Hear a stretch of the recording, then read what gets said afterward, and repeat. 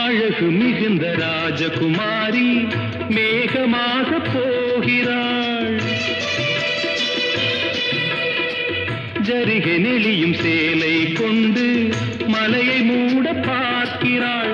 பள்ளம் சிலர் உள்ளம் என ஏன் படைத்தான் ஆண்டவன்? பட்டம் பெற தேடுகின்றேன், எங்கே அந்த நாயகன்? மலையின் காட்சி இறைவன் ஆட்சி. செந்தாழம் பூவில் வந்தாடும் தென்றல் என் மீது மோதுதம்மா.